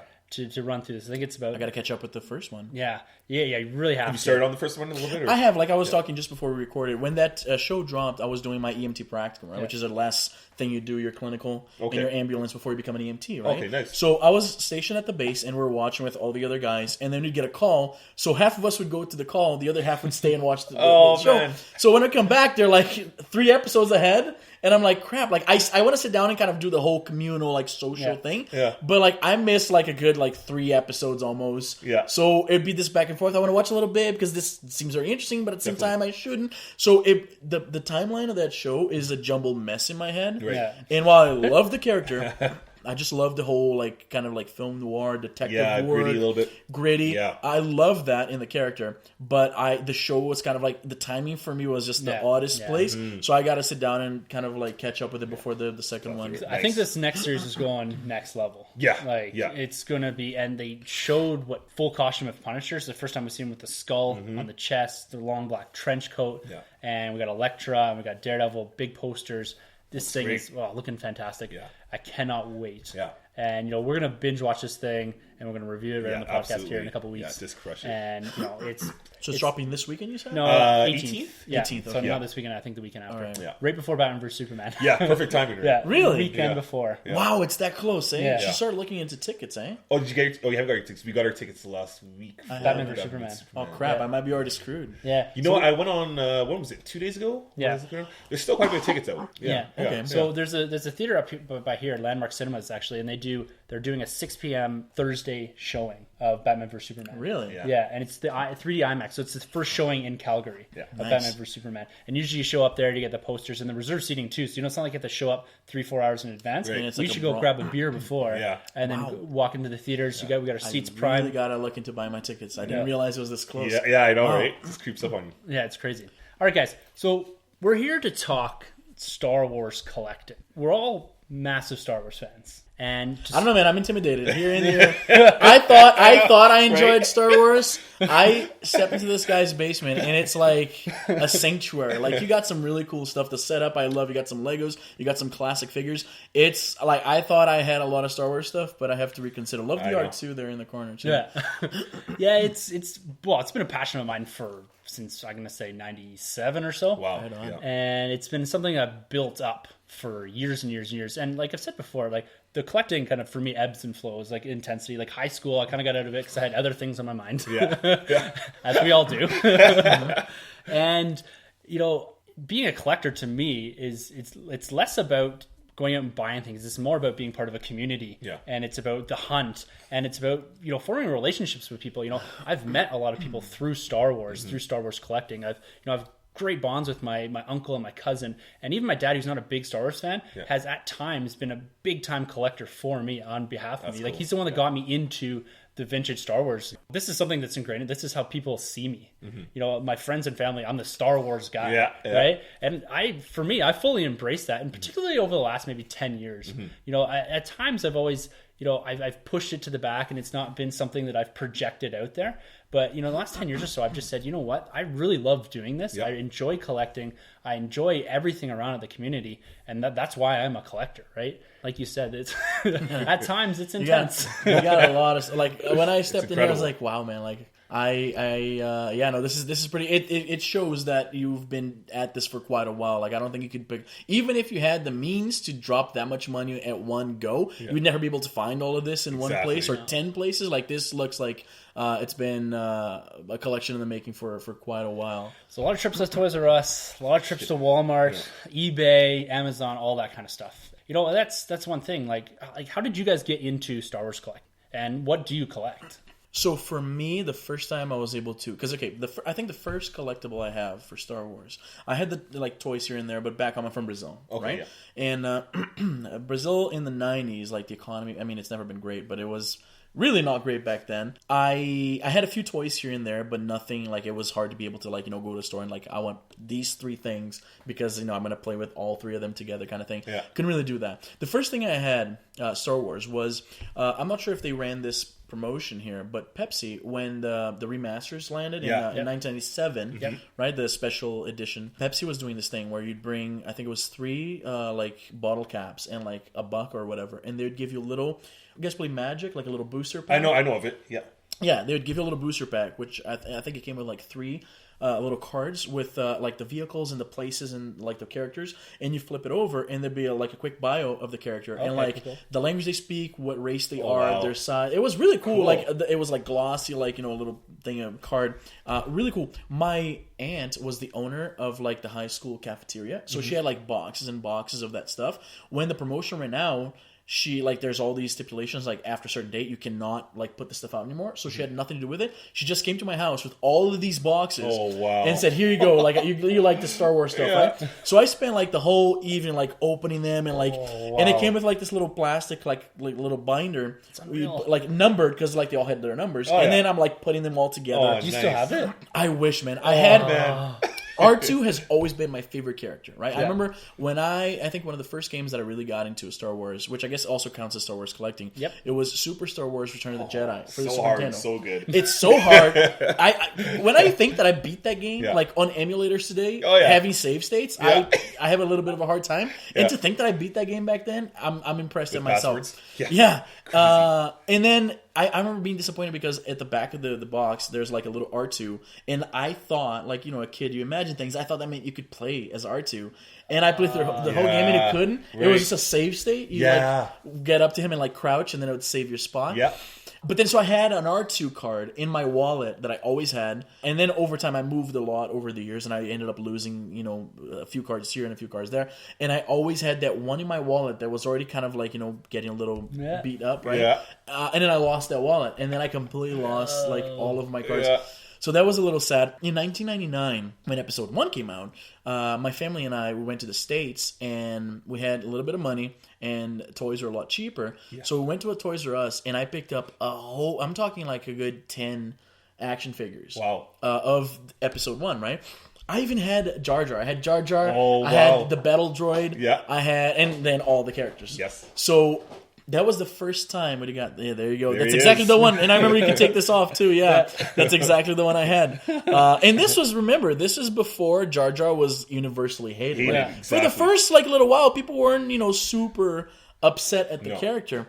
But this is exactly the one I had. Heck, it came with a staff, did it not? Yeah, I'll get all the exactly. The little that. battle droid, the battle damage version. Yeah. Because I remember thinking the droids were really cool. So that was the first time I picked up a lot of and that's when I started collecting. Over the years, because I moved so many times, I ended up kind of losing all of those. I had to kind of rebuild from scratch. And the 99 for me too this is when I would consider when I moved from a child that plays with action figures to an actual collector. Just having them. Yeah, to having them and going out and having to get all of them too. Like, I hunted for, a year trying to get all of these Phantom Menace figures, right? And they're like the second, or they're probably what I consider kind of your third era of collecting as well. These are the Power of the Force. These are the prequel era. Oh, so the Power of the Force is kind of these ones here, these bulked up kind of, and they would consider your kind of second era of collecting. We'll talk about a little bit about that later. Okay, cool. But yeah, this is not the original though. No, I'm just grabbing the ones as I see them in this box. I remember specifically because the original one, or does this the neck would go down. This one doesn't look like the neck goes down. Oh no, it does tilt forward. Never mind. Yeah. So we're out there in Podworld, you can see that we're. But the arms, the arms are at a different through all the different action figures. The prequel era, the arms were straight down. These ones, both the arms and the legs are kind of at an angle. I remember that. Yeah. Oh man, I have this one. Darth Maul just came on set, guys. Darth Maul, such wasted potential. But yeah, so Troy, how did you get into collecting? You know what? I had a little bit of the figures. I had the Power of the Force. So I had Luke. Return of the Jedi Knight clothes. He's cool. Yeah. That's awesome. But as a video game guy, so I had the Super Star Wars, Super Empire Strikes Back, Super Star Wars, Return of the Jedi. Those were the things I used to kind of play with. And then later on, I got the Dreamcast and I got the Star Wars Power Battles. So I was more of a video game guy. It actually wasn't until I met Tim until I actually got back into the Black Series. I've dragged you head first into the dark side, right into the dark side. So I've started collecting a lot of the Black Series stuff. 6-inch. Yeah. I don't do the 3/4. Too small, right? Yeah. For me, I respect them though. I really like the way they look, the way they're presented. But I'm more for the 6-inch figures. That's what I've been after right now. So as you've kind of alluded to, as far as my collecting, I guess some people have kind of character focused collectings where they'll focus on a Greedo or a Chewie or something like that. I consider myself more of a line or a large item sort of collector. So I collect Lego, Funko Pops. 3 3/4-inch action figures, 6-inch action figures, the vintage line, posters, you kind of name it. I'm more or less there, even into the kind of weird household stuff. Like the bathroom we got down cups. here, it's got cups. And, Actually, I used to have the Lego. When they first introduced the Star Wars Lego, I hopped on that. So I had all those when they were still yellow. Do you still have them? You know what? They might be in my mom's basement somewhere. You should get them. I'll look for those. But those I had the whole set, the Return of the Jedi, all that stuff. Qui-Gon Jinn, even I had those ones, which were awesome back then. I had a few of those, but I lost them all over the years. The only one I still have is a Jedi Starfighter from Revenge of the Sith. Anakin's Starfighter. Okay. So I still have that. It's right. I used to keep it. I have a TV. In my room. Folksy has a TV. Yeah, wow, getting fancy here. In my living room, I got the TV, and then there's the kind of like the TV unit, and then on one corner I have the Lego DeLorean, and then on the other corner the Lego Starfighter. Yeah. I try to limit, in my office I have it's everywhere you look. It's I got a bunch of action figures, I got a bunch of comics. Mm-hmm. In the common areas of the house, I try to keep it a little bit more elegant. But then that was the only one touch I wanted. Yeah. Right in the corner, just like a little DeLorean in one corner, a little Jedi Starfighter on the other corner. But then I moved that into my office because I wanted to kind of integrate with the rest of my Star Wars stuff. Yeah. I collect one thing I forgot to mention. For a while, I was like chasing all that I could find on eBay. Is those Revell kits, the Snap Bright, Snap Tight, I think they are. They used to be kind of like you had to glue. There's a lot that you have to do. You have to paint them at the end. Oh, these are model sets. Yes, the model sets. Okay. I have a whole bunch of those still. A bunch that I never even opened, actually. And because I bought them at the Calgary Expo. Yeah. And then after I put everything up, I'm like, wow, I have nowhere to put this. So I have a diorama from what is it? I think it's a Hoth diorama. Oh, cool. So one of those caves, the ice caves. Yeah, with Wampa caves. Yeah. Nice. Not the Wampa cave itself, the base. Like the Rebel base. Yeah, the base cave. Yeah. So like you got the little Millennium Falcon and like a bunch of like snow speeders. It's really cool. I have one AT-AT that ended up getting broken, 2 ATSTs, a snow speeder, which is I think one of my favorite designs. What else? And an Y-wing. The Y-wing. Oh, cool. Which are just they're just put away because I have nowhere to put them because they're fairly big. Yeah. Right, and the display cases I have, they're kind of like a glass display case, and they're not super big. Mm-hmm. So some of the action figures that I have, like in these models, are definitely way too big for them. Yeah, but I have the Millennium Falcon from the same line, and it's gorgeous. It's nice. And it was really like, I think it was like $40 at Toys R Us. It was really for the size. Mm-hmm. It's about the size of that Lego Falcon you got there. Yeah, cool. But like snap tight, so like it comes in like a little thing that you pop out the little piece. Oh yeah, I know exactly what you're talking about. Yeah. So I have those two I forgot to mention. So, most collectors, I guess, as far as I've seen, kind of start, which you guys have now proven that that's not exactly how everyone starts, is with action figures. Yeah. And I think to some degree, most Star Wars collectors at some point or another have collected the action figures, whether it was when they're young or whether it's currently. You go back and it's such a broad topic. Like there's podcasts, there's books, there's even films. There's a fantastic documentary called Plastic Galaxy, a Star Wars story or Toy Story, and it's fantastic. You can get it on Amazon or something like that, and just rent and watch it. It's an hour and a half long. It's just chronicles kind of going through the Kenner era of Star Wars toys and how it got started up. How it went from George Lucas essentially saying, "I don't want the salary for Star Wars. I'll take the merchandising rights," which was brilliant, and the rights to essentially the sequels. Yeah. And this made this guy billions and billions of dollars. And it was an unprecedented move, right? Like people at the studio, Fox, I believe, right? Yeah. They probably were like, what is he going to do? Because back then, what you could do with the licensing for like the merchandise is like you're going to put out some T-shirts and some posters. And that's about it. Maybe like a cereal box, right? Like they weren't really seeing the potential. And for all of his flaws, you got to give it to him. Like that was a groundbreaking, very pioneering move. Yeah. And that's why the guy's a billionaire. Exactly. So between 77 and 78, Star Wars merchandise made $100 million. Holy smokes! And that's 70s money, right? That's that's when the action figures were $2 a piece or $3 a piece or something, right? And the revenue this has generated is over $12 billion. They're averaging $3 billion a year. And this year alone, the Force Awakens year, they're expecting up to $6 billion. And that's just merchandise. That's just merchandise. That's not including the almost over $2 billion they made on the movie and all this other stuff. This is just merchandise and tie-in stuff. When do you think they bought that property for $4 billion? They got a pretty sweet deal, right? Oh, yeah. Fantastic. Got that back in one movie and then some. Yeah, it's insane what they've done with this licensing. And, going back to the vintage, like right when it started, so Kenner got the license to Star Wars.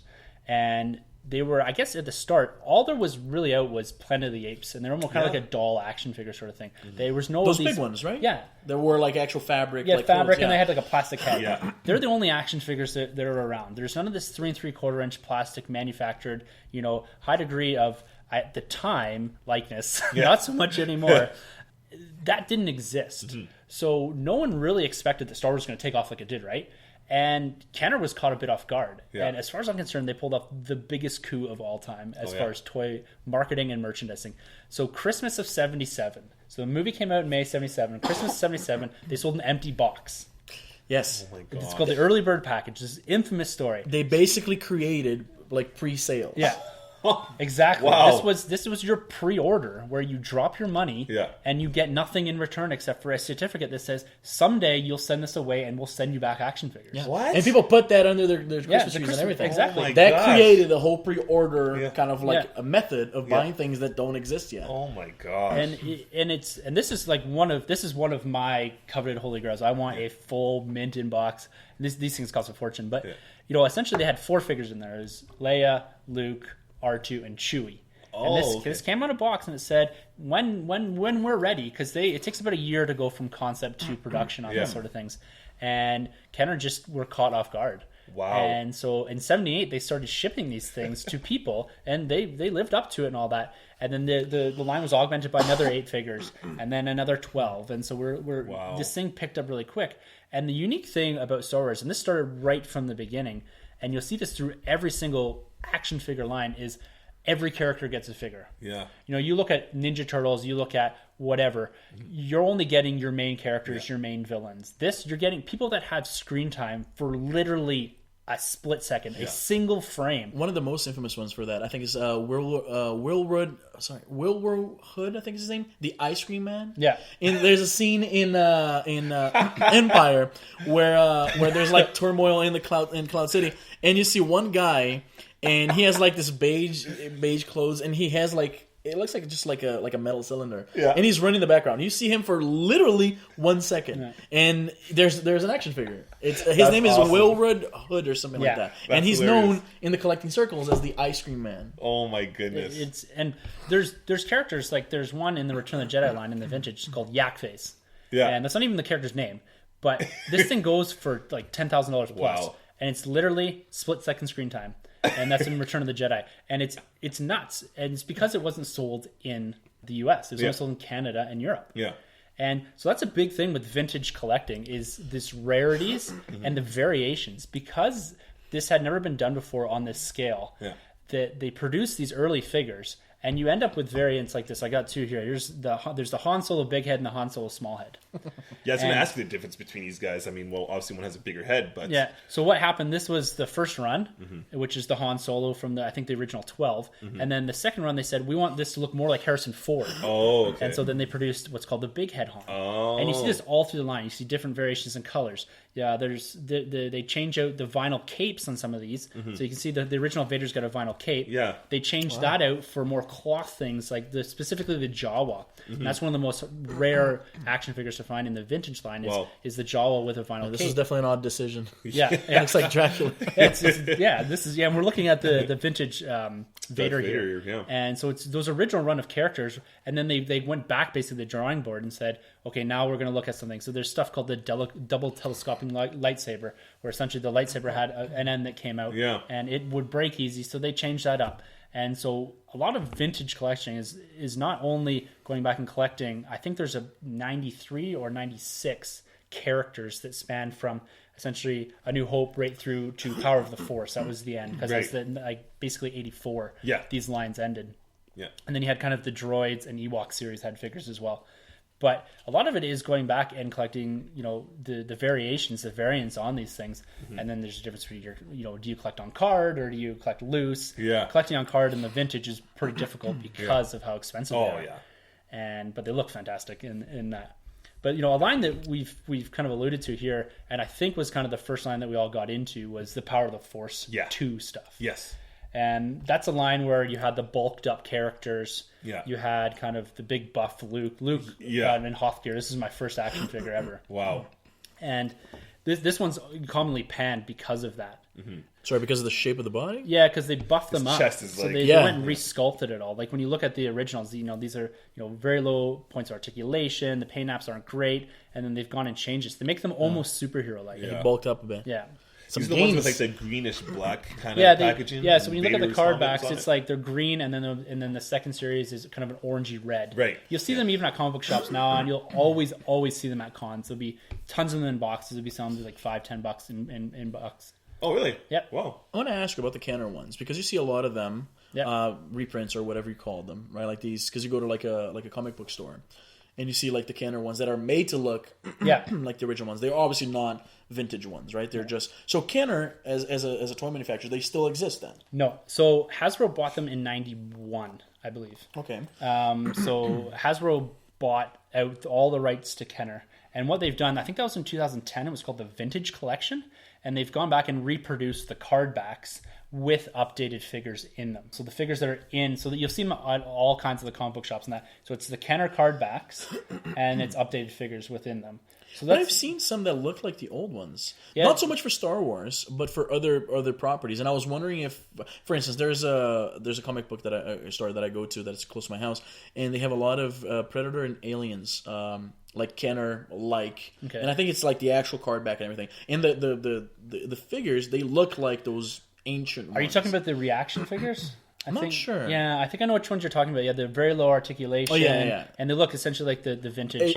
Pretty much like that, yeah. Yeah, so I think they're called Reaction. I believe That sounds all right. Funko might do those. I can't remember who exactly does those. But yeah, the reproduction. They're trying to capture the essence of this guy, right? Yeah. Of the Star Wars vintage in particular, and the old low parts of articulation, lower paint apps. The likeness isn't always great, but that line is quite popular now. Right on. Cool. And one thing I forgot to mention was Boba Fett. So this is one of my favorite vintage figures. And if the story behind Boba Fett, so it was released before the movie even came out. Yeah. And it was this infamous mail away. So you had the 4 proofs of purchase from other figures. You sent it away, and they send you a Boba Fett in the mail. So this is before Empire. So they released this figure in '79. This is before the Christmas special, then too. I don't know if it was before the Christmas That's special or the not, first because that was his appearance, first appearance. Yeah. But the likeness is to the Empire Strikes Back likeness. Okay. And so they had the infamous thing is that it's just the rocket firing Boba Fett. Oh, So cool. originally, I guess there's a couple of these that exist out there, and this is one of the ones that goes for tons and tons of money, is the Boba Fett, the rocket on the back actually fired out of it.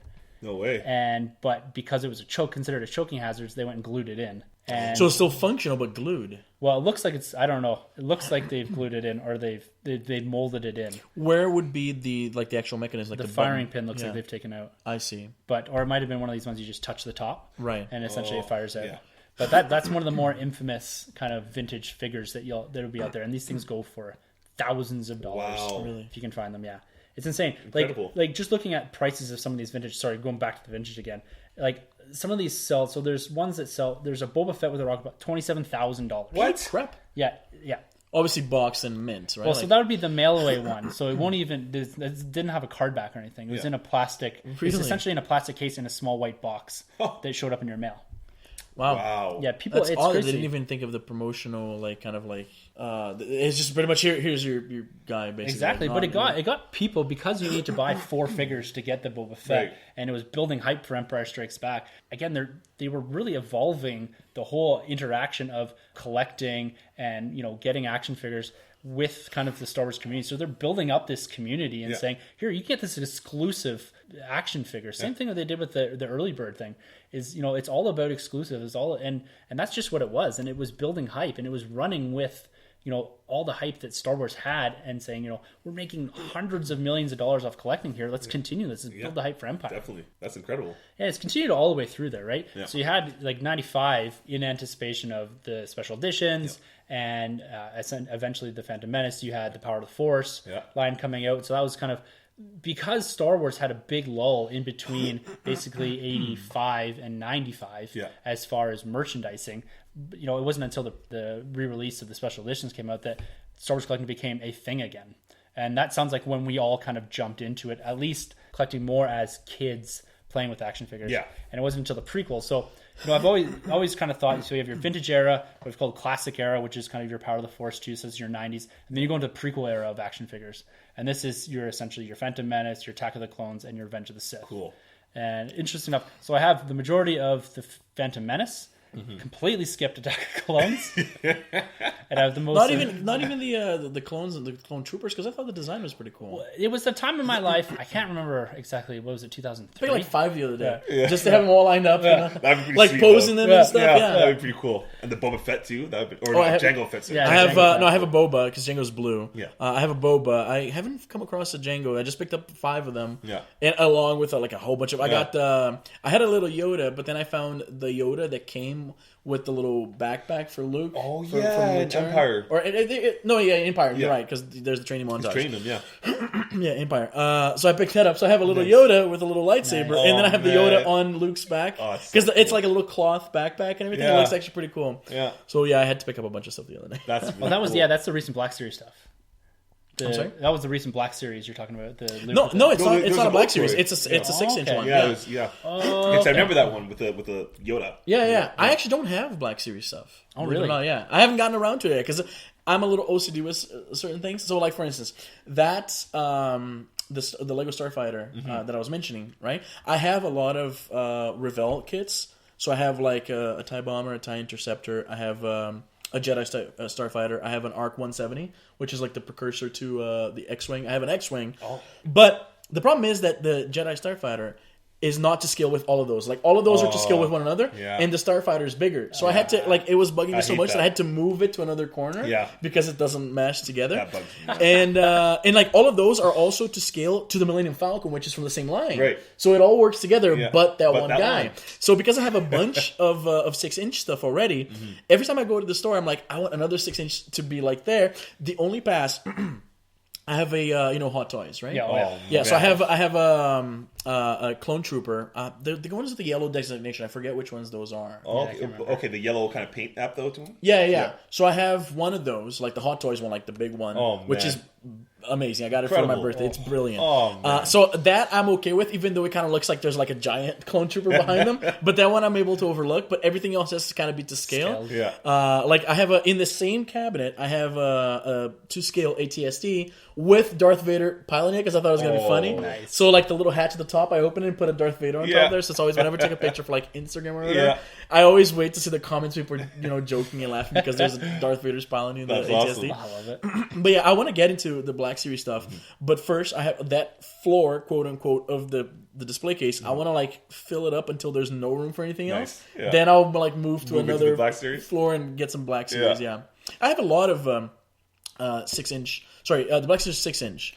These are 3.5. 3 3/4. Yeah, 3 3/4 is the ones that I have now. I have a lot of 6-inch action figures, but for movies, not Star Wars stuff. Cool. There's a line called I forget now. It's put out by forget now the line, but they're in a great space where it's like very articulated, very detailed, and a very decent price. So like between $25 and $30. Yeah, which I imagine is the same kind of price. Exact same price. Which is a pretty good space, I think, for the detail you're getting, for the size. It really fills up, and the articulation you can pose them. So I have a whole bunch of movie ones. So I have like Aliens, I have RoboCop, I have Terminator, I have like a bunch of them. But then if I get a Black Series now, it's not going to mesh with everything else because I want Star Wars to be like a whole Star Wars diorama, right? So I'm in this weird dilemma right now, but I'll get to it. And the Black Series to themselves, so they went back to I think in 2014 or something was when they first started coming out, and they started producing both prequel and original trilogy, and then they've gone a big way into the Force Awakens now, and that's what's showing up. And so you're starting to see kind of Jango Fett as kind of one of the first to come out that isn't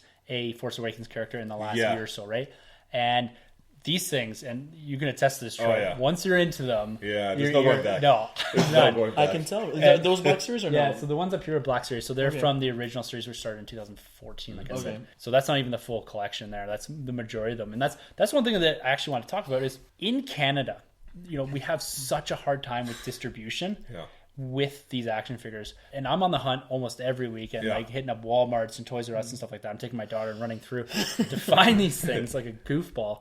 But because the distribution is somewhat limited in Canada, in particular, like even Calgary itself, it's not that big relative to a large US city or whatever. And so finding these are quite difficult at times. And so I find myself, you want to go online, you want to go into these US sites to buy these, but with the dollar and with shipping, you're paying upwards of $40 per 6-inch figure. It's brutal. And it's really difficult to, at times, to be a collector in Canada because it's so hard to find stuff. You'd never know that looking in here. I was going to say.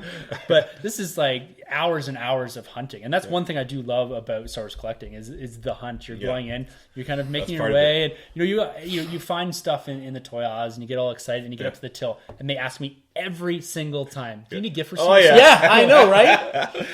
Every time. At first I was, when I'd be like, I guess.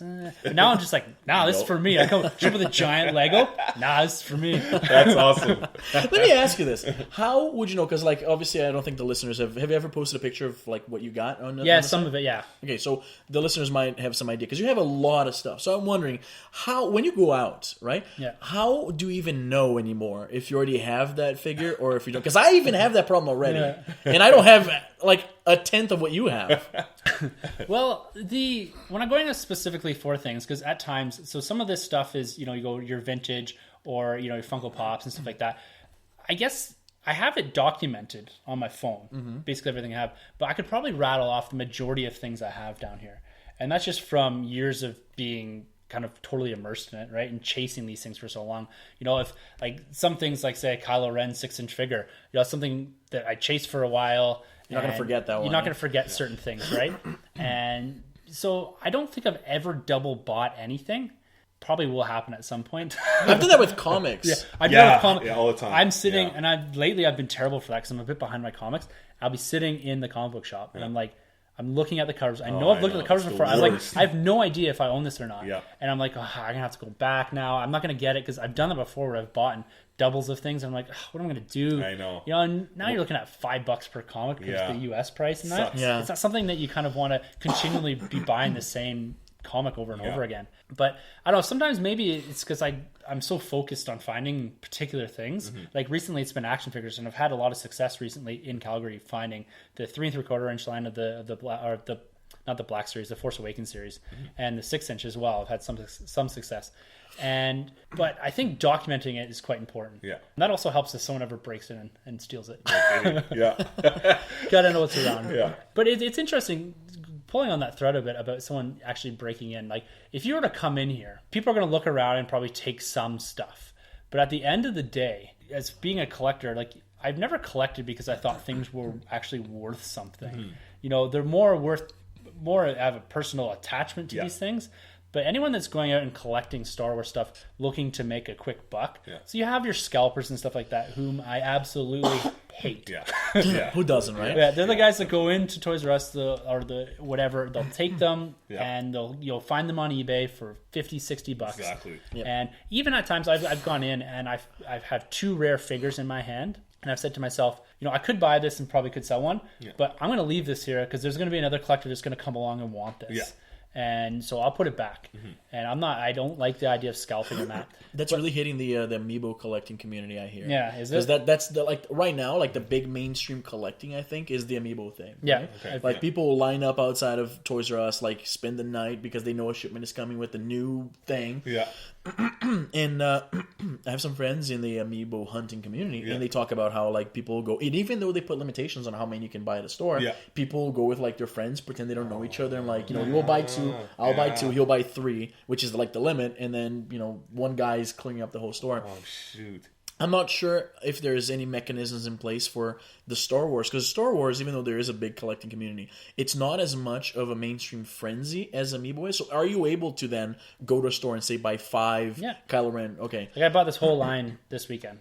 But the thing is, the same? Can you buy several of the same? Because that's what they apparently there's mechanisms to prevent that in some other for other collectibles. There might be, but there's nothing that I've ever really been aware of, with the exception of when Troy and I did Force Friday.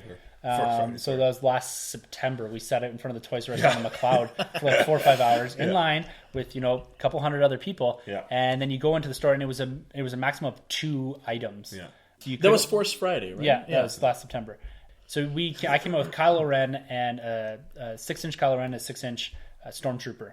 That was all you're allowed to buy. There's people who would have went in there and grabbed the whole thing if they could have. Oh, yeah. There's people, some things had limits. The 6-inch action figures had limits. The 3 3/4 inch had limits. The Legos didn't. People were going in with carts and swiping the entire aisle of Star Wars Lego into a bin and walking out with it. Like, I watched a guy do $3,000 transaction of Lego on Force Friday. Oh my gosh. Yeah. It's nuts. Wow. Holy crap. But it's one of those things. Like, scalpers are, you know, plague in the collecting community. But anyone who thinks they're going to make a fortune off Star Wars collecting, it's not there. Right? You can't go into it being like, well, if I get this, you know, you can probably make a quick buck once in a while while a figure's hot. But distribution eventually catches up with things. Like, there's people that were paying a ton of money for the Rays and stuff like that because they were popular and you couldn't find them. But now they're starting to show up. A lot of these waves are starting to come, you know, showing up. Some of them are even peg warming. You see Finn Jakku's everywhere, right? But it's something that I'd really caution people on as far as going in and trying to get everything right away. Not only do you kind of miss out on the thrill of the hunt for some things, for this kind of stuff, but also if you're going and paying $50 per figure, you're going to run yourself into a world of hurt financially very quickly. And you're not going to be able to amass a collection if that's really what you're after, right? You know, we've talked a little bit about how we display things. And, you know, we got I'll throw a picture up again this week of the kind of the nerd room, so you guys have an idea of what we're talking about as throughout the podcast here. But I have the whole basement here for displaying things, and different shelves. I've got themed shelves and Just stuff like that. realized the Milano there. Yeah, the Milano sitting there. Yeah. But how do you guys store your stuff or display your stuff? Not so much store, because that's a big thing too. Is space. This stuff takes up a ton of room. At times, you spend all this money, the time you put into collecting these things, you want to display it out there, right? Definitely. And it takes time. It takes tweaking. And depending on your room size, like before I had this down here, I was up in the spare bedroom upstairs, a very small room. And so you have to kind of pick and choose. You have to rotate stuff out. And that's where I'm at right now. Yeah. I have a relatively small apartment, right? So I have the bedroom and then the office where I do like my vlogging, writing, recording podcasts. And that's where I display my collections, right? Yeah. So I picked up this shelf. This shelf is like known within the collecting community because it's fairly inexpensive. It's $80, and it's the Detolf from IKEA. I think they're down to like $59. The glass one. Yeah. Oh, they're even cheaper now, right? Yeah. When I bought them, they were $80. Yeah. And they're just like such. They fulfill that role just beautifully, and they're very well known in the collecting community because they have the little light and everything. So I picked up two, and I have on one side I have a bunch of on one I have a Millennium Falcon at the very top. Movie action figures, some movie like statues and stuff like that, and comic book statues, and some more comic book at the bottom, like all 6-inch, like equivalent to the Black Series, right? On the other one, I have some Mario stuff. That's another thing that I collect. Cool. I will buy anything Mario related, right? Like you go to you find these little trinkets at like Best Buy, like the impulse buy little area before cashier. Sometimes they're the worst. Yeah, so I'll buy all of that stuff. So I have a bunch of Mario. I collect old school consoles, portable consoles. Oh, nice. So I have all the Game Boys and all the Game Boy Advances. Oh, portables. Okay, cool. Right. I have the Vita, the two PSPs, two Game Boy Advances. Game Gear in there? I don't have a Game Gear yet because it wouldn't fit. It's so big. Yeah. I have two Game Boy Advance SP and they barely fit. And those are the smaller ones, right? Yes, the clamshell design one. Yeah. So I have the first one that came out, and I have one that's called among the collecting community AGS 101 because it has like a brighter screen. Nice. They got discontinued very quick. Oh, okay. And that's the one to have because it's so much more easy to see. Right. That was a pain to find. And then right under that, I have all my Star Wars stuff. Nice. So I have an ATST. The ATST is the one that ended up getting broken. I guess I didn't glue it together all that great. So it started kind of falling apart. There's an ATST, and I think it's a Kenner one. I'm not sure if they put out the ones that Kenner would have they put out vehicles, beasts, everything. So it's the one that has a mechanism where it walks. Like you kind of pick it up. There's a button at the bottom, and as you press, the legs kind of go up and down. Yeah. So as a kid, you kind of hold it up and then press the button, and it looks like it's walking. Yeah, that's and cool. then at the top, there's like a hatch where you can put like a 3-inch figure. Oh, and I have the a Darth cockpit. Vader. Cool. Yeah, there's a little cockpit. Yeah. So I have a whole bunch of clone troopers because I love the look of a bunch of stormtroopers together. Yeah. I like little diorama. Yeah. So I have some Lukes. I haven't found Return of the Jedi Luke yet. No, eh? Yeah, which is the best Love one, that one. right? I love the that look. one. That's yours. Oh, it's beautiful. Like all black definitely. with the green saber Oh, and everything. yeah. Perfect.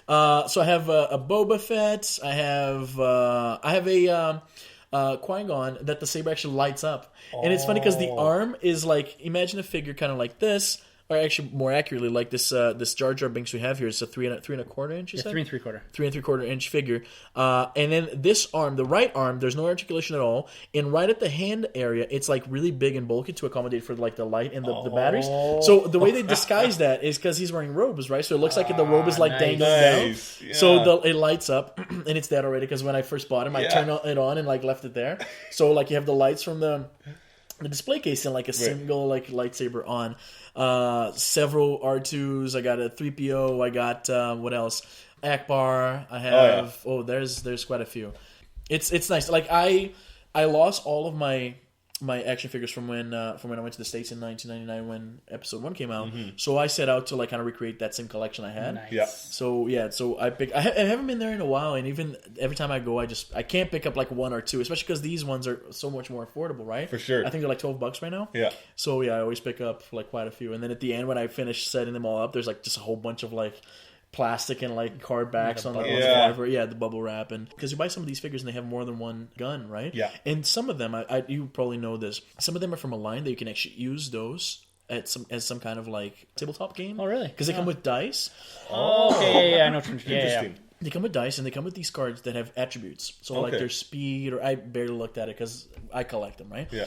I don't keep them in the packages though, and I display them because I have the display case. It doesn't get so dusty. Like it takes quite a bit longer to get dusty. Yeah. So I'm able to kind of take them all out and pose them together. Right. These guys here, these 3 3/4 inch figures, they're quite a little more difficult to pose because they're very light. Yeah. They don't have a lot of weight to them, so figuring out the center mass is a little bit tricky. Right. But then they come with little bases, as you can see here. There's these little holes here. Nice. So a lot of them come with bases that you can pose them. Like my clone troopers, I have them one kind of kneeling down next to the other one, and I have one holding the helmet under his arm and kind of pointing. That's cool. So that's really cool. That's what I like. I have a few figures in my collection that I kept in the box because I couldn't bring myself to opening. I managed to score late 80s Super Mario wristwatch. Oh wow. And it's still in the battery has long since died, right? But it's still in the bubble wrap, and I don't think it's mint because if you see these grading scales, it's super C scales. Yeah. It's impossible to get mint, but it's in pretty decent condition. Yeah. There's a few Mario figurines that I kind of still kept in the bubble wrap, but the Star Wars one, I just like posing them and having them all together in a big group. Absolutely. So I have an Emperor and a Darth Maul way in the back, and so yeah. I like posing them all together like that. Yeah, and switching it up. Oh yeah. How do you feel about carded versus loose collecting? Because you can see here, so vintage I collect loose, and everything else Star Wars only. Because I collect Marvel Legends, 6 inch, all that kind of stuff too. And Star Wars, for whatever reason, I've decided I'm a card back collector.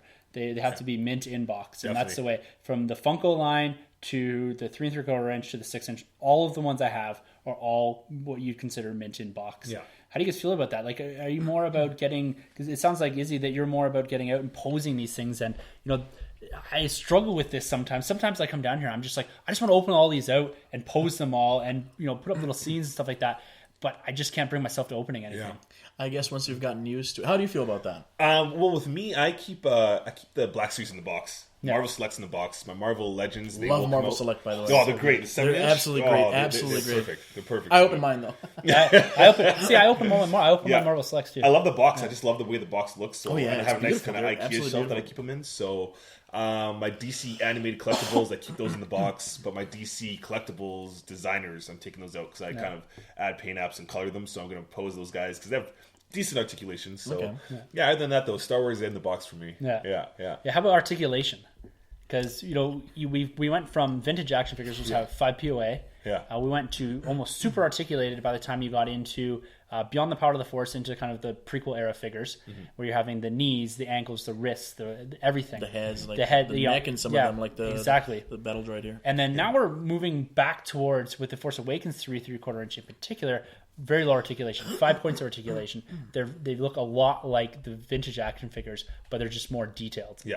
And some people, particularly in the collecting community, don't like that. What they've gone and done is made these low articulation. And a lot of it's a price point. Yeah. Do you see the high articulation action figures now, the 3 3/4 inch, are now $14. Exactly. Where this line, the red card back Force Awakens line, they're between $7 and $9. Yeah. They're only 5. They are pretty detailed though, so that's nice. Yeah, they're very detailed. The same figures, they're just not. And usually the articulation's in the knees, the hips, and the elbows joints. And that's just so posability. So when you're keeping them on card, doesn't really matter. It doesn't matter. Yeah. And I like these because like as a comparison, if you look at the 9 3 3/4 inch from the Black Series or the Force Awakens line, and then you look at the vintage action figure side by side, there's not a ton of difference. No. It's a little bit of detail, but at the proportions end of the day, are better. Like in Nia Num's case here, the face is definitely a little bit more realistic, closer to. And that's 30 years of working sculpts and stuff. But at the end of the day, I think for me, this line, the Force Awakens 3 3/4 inch line, it looks a lot like the vintage line, and that's why I like collecting them. Yeah. Because I had gotten away from the 3 3/4 inch line because it was getting really expensive. The figures were upwards of $10+. And the line goes so deep. It does. So it's huge. quickly. Yeah. Like with the Black Series, the 6 inch, you're getting on average probably 3 to 4 per wave of figures. How often do they come out, by the way? You're looking at, you're probably getting between 4 and 6 waves a year spread out. Sometimes they come one on top of the other, and sometimes they're spread out by a couple months. Okay. And a wave consists usually of 3 to 4 new figures and usually 2 repacks. So there would be carryovers from the wave before. So the current one that's hitting stores right now is Old Han, Jango Fett, a Flame Trooper. I don't have a Jango Fett either. Sorry, an old Han either. No, I gotta pick one out. Oh, they're hard to That, find. Yeah, that's what I want. That in Return of the Jedi Luke. Yeah. I can't find those two. Yeah. All the Black Series are hard to find. Yeah, they're the tough. old Han's hard to find. But the carryover in that wave is Phasma and Finn. Now I really That's want some cool. Black Yeah, Series. so I can get the Phasma. Nice. Yeah. And so your waves, but the waves of the 3 3/4 inch, they're hitting what seems like one on top of another now, and you're getting anywhere between 4 and 6 new figures per wave. Yeah. And so at times it does start to get expensive. Like this weekend, I went and found 6 new action figures, and at $10 a pop, like you're already $60 in, right? Jeez. And it's never going to stop me. No. No, the details on these are really great, though. I love it. I think I'd actually go detail over articulation in this case. Yeah, Oh, me yeah. too. Yeah. And the card backs on these things are phenomenal. We're looking at kind of the red Force Awakens card backs. I think they're the armor up figures or whatever. Yeah. And they just look fantastic. Yeah. I'm absolutely loving this line. Kylo looks great. I can't get over that. Yeah. Kylo Ren's. Yeah, with awesome. So this is the new one we're looking at with the unmasked Kylo Ren. Yeah, but hooded. Yeah. That's awesome. So, we're kind of looking at all this stuff, and we've mentioned a few things that we like. What would be your guys' holy grails if you had unlimited money? And we're not even looking. You could go beyond even just something that's super expensive. Like, what kind of line would you like to complete? What's something that you'd like to have displayed in your nerd room? If you had unlimited money, if the funds were, you could do whatever you wanted, you could buy whatever you wanted. What would you do? Would you go after the Black Series full line? What would you do? Hot Toys? Whatever. Oh yeah, Hot Toys. You Yeah. said it. Hot Toys is easily. like a lineup of Hot Toy. This would be very expensive. Stormtroopers, Yeah. like a battalion, like a Hot Toys Yeah. Stormtrooper battalion. Yeah. but that we're looking to thousands of dollars at having that that point. with So Darth Vader just leading. yeah. them. Can you That'd be- imagine like this whole table right here, Oh, like a yeah. whole bunch? But those guys, they're Oh, we're that'd talking be to incredible. thousands of dollars. Yeah. If money is no object whatsoever, then that for sure. They just get better. Like I saw Finn. I've seen Luke in the episode 4 get up. He just looks great.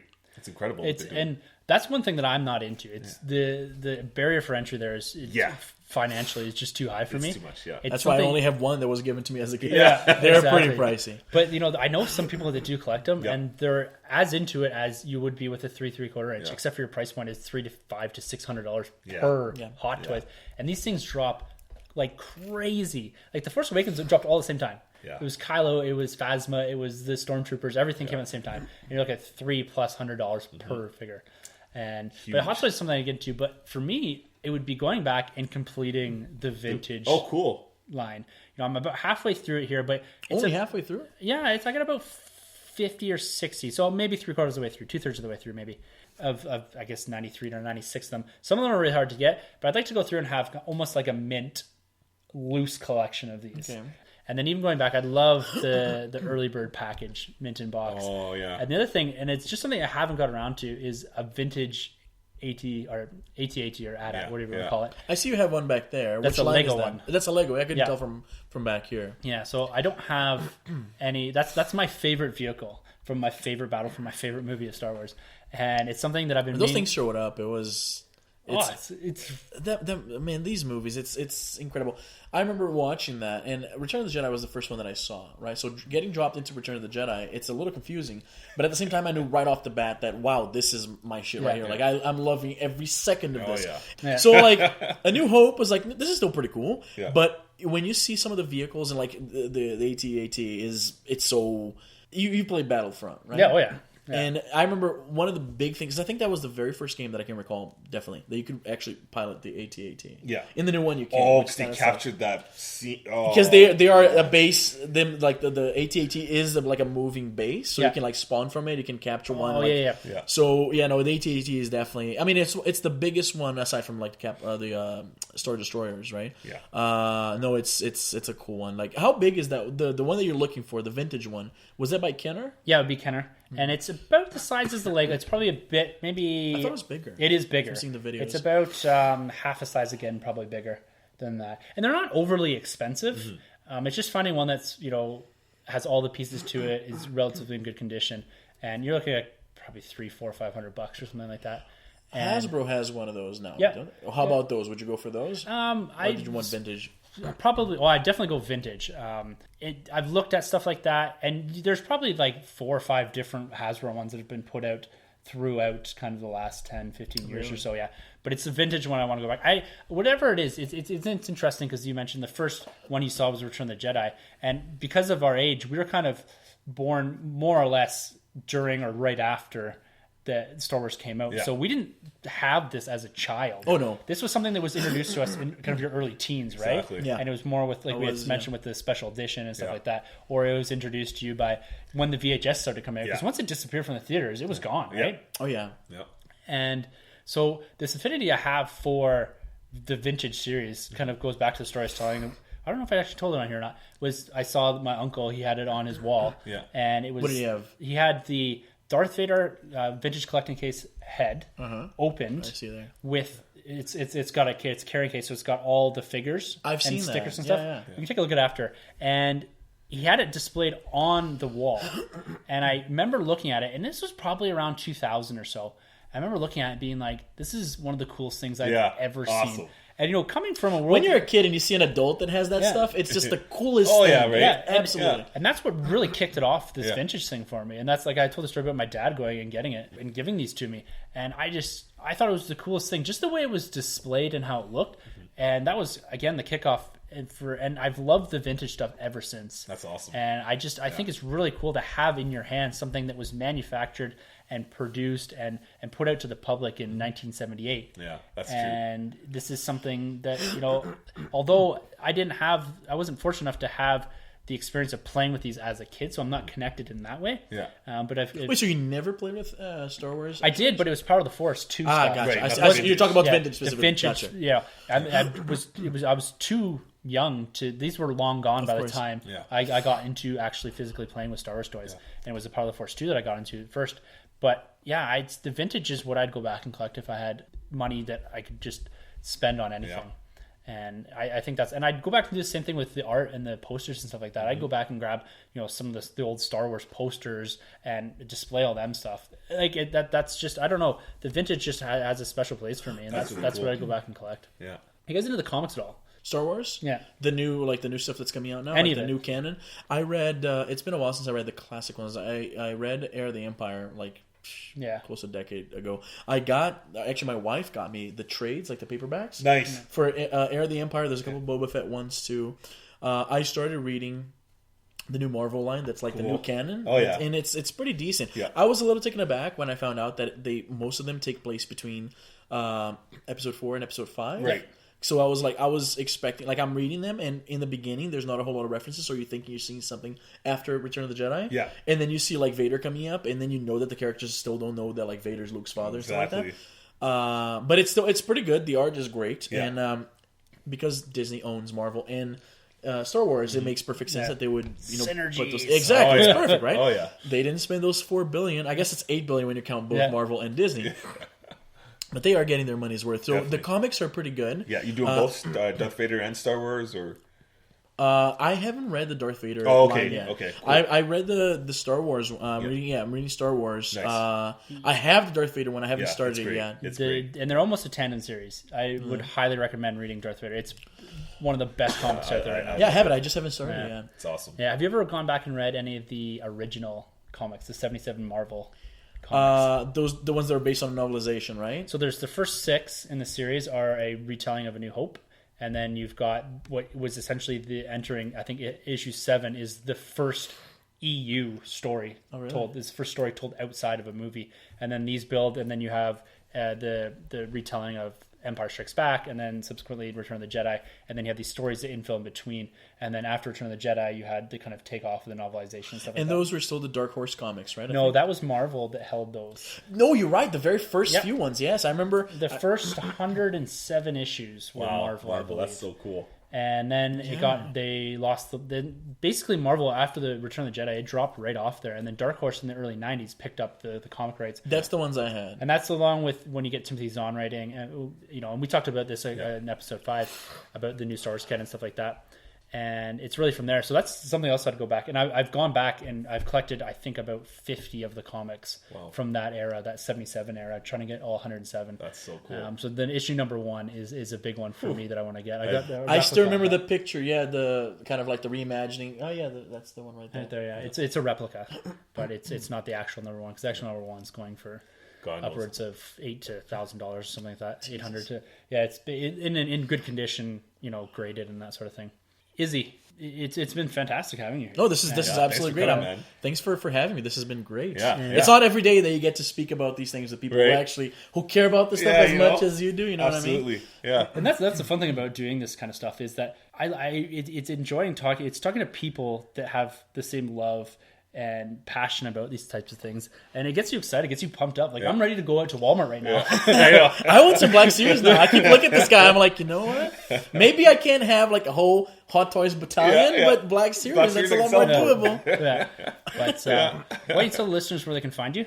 So you can find me on Twitter. I'm always there, as you know, at Mr. Nobre, so MrNobre. On YouTube, The Izzy Nobre Show, and I guess that's the main ones in English. I do a lot of stuff in Portuguese, right? Like a podcast and another vlog and a blog and all this stuff. Wow. But for English, that's the ones. The busy Twitter, guy right here. Yeah, man. It's You can find this guy on Twitter at all hours of the day. I'm always there, man. Like I don't sleep a whole lot, and I got my phone on me all the time, so always interacting with the people. Nice. Yeah, make sure to check out his YouTube stuff. It's a lot of fun, actually. It's I really like how you compile your videos and that. Yeah. It's a lot of fun to watch. Right on. Thanks, man. You I get a lot of appreciate nerding that. stuff in there.